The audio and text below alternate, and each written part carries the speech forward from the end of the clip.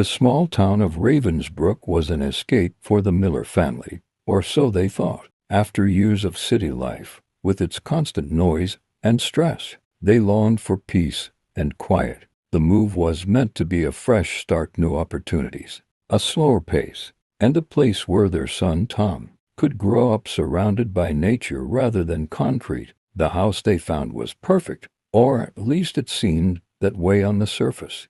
It was an old Victorian home, perched on the edge of a dense forest, with a large yard that Tom immediately fell in love with. The previous owners had left in a hurry, leaving behind much of the furniture and a sense of something unfinished. But the Millers didn't mind. It was a chance to make the house their own. As they settled in, they noticed the quiet. It was the kind of silence that the city never allowed, a deep, all-encompassing stillness.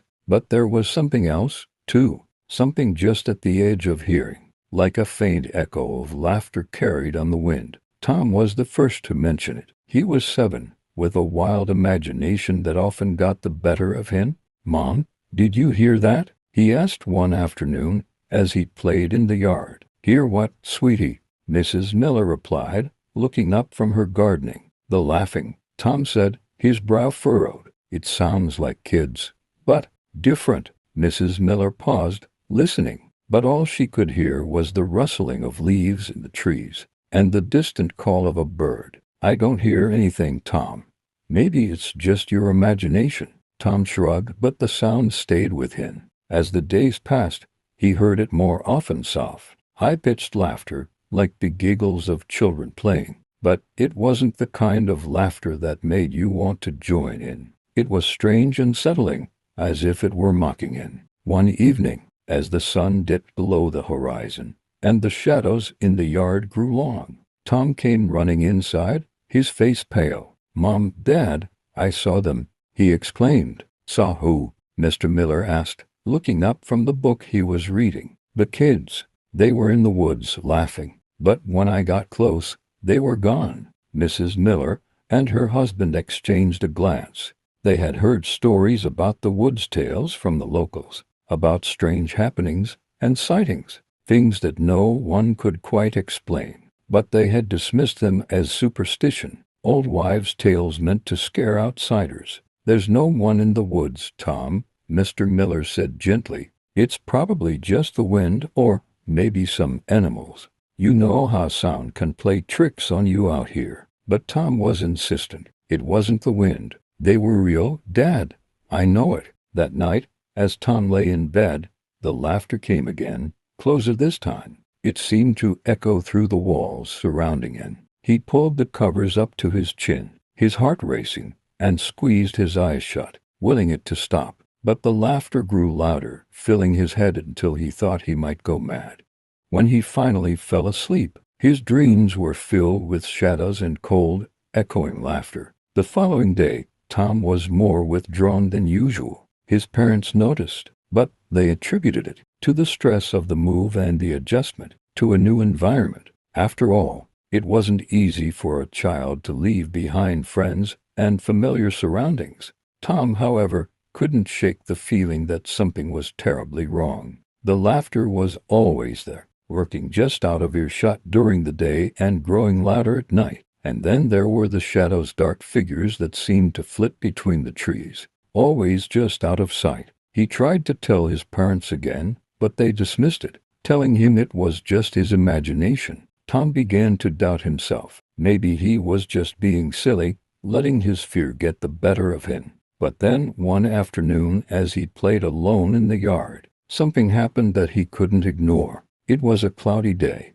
with a chill in the air that made the hairs on the back of Tom's neck stand on end. He was kicking a ball around, trying to keep himself entertained, when he heard it again, the laughter. But this time, it was different. It wasn't distant or faint. It was close, almost as if it were right beside him. Tom froze, his heart pounding in his chest. He looked around, but there was no one there. The yard was empty, the woods silent, but the laughter persisted, growing louder, more insistent. And then, out of the corner of his eye, he saw something, a shadow, moving at the edge of the trees. He turned, his breath catching in his throat. There, standing just inside the tree line, was a figure. It was small, about his height, and shrouded in darkness. Tom couldn't make out any features, but he could feel its eyes on him, cold and unblinking. The laughter echoed again, and this time Tom was sure it was coming from the figure. He took a step back, fear clawing at his insides. The figure didn't move, but the laughter grew louder, filling the air around him. Tom turned and ran, his legs pumping as fast as they could carry him. He didn't stop until he was inside the house, slamming the door shut behind him. He stood there panting,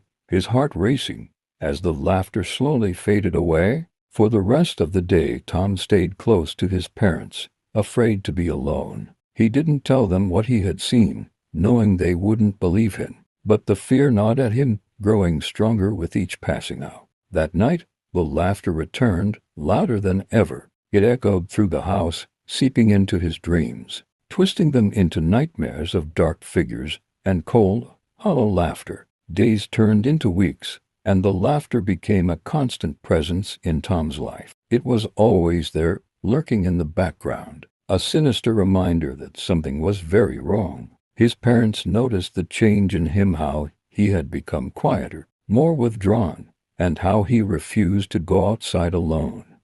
But no matter how much they pressed him, he wouldn't talk about what was bothering him. One afternoon, as Tom sat in his room, trying to distract himself with a book, there was a knock on his door. He looked up to see his mother standing in the doorway, a concerned expression on her face. "Tom, sweetie, can I talk to you?" she asked. Tom nodded, closing the book and setting it aside. Mrs. Miller sat down on the edge of the bed, reaching out to take Tom's hand. "I know something's been bothering you," she said gently. "You've been acting so different lately. Is there anything you want to tell me?" Tom hesitated, his gaze dropping to the floor. He wanted to tell her, to confide in her about the laughter and the shadowy figure in the woods. But he was afraid that she wouldn't believe him, or worse, that she would think he was crazy. "It's nothing, Mom," he said quietly. "I'm just tired, I guess."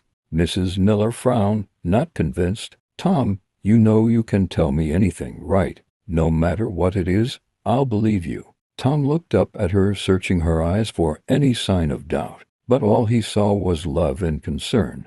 Taking a deep breath, he decided to take a chance. "There's something in the woods," he said, his voice barely above a whisper. "Something that's been watching me. And it laughs, Mom, it laughs. But it's not a happy laugh. It's scary." Mrs. Miller's expression softened, but there was a flicker of worry in her eyes. "Sweetie, are you sure it's not just your imagination? Sometimes, when we're in a new place, it can be easy to let our minds play tricks on us." Tom shook his head vehemently. "No, it's real, Mom. I saw it. It was standing in the trees, just watching me. And the laughter, it's always there, even when I'm inside." Mrs. Miller felt a chill run down her spine. She had dismissed Tom's earlier claims as childish fears, but now she wasn't so sure. There had been moments, late at night, when she thought she heard something to fade laughter, drifting through the house like a cold breeze.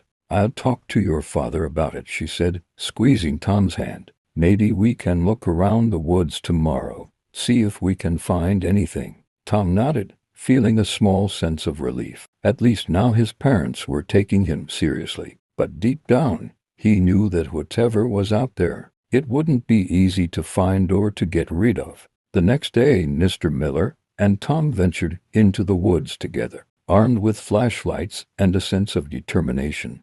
They followed the path that led,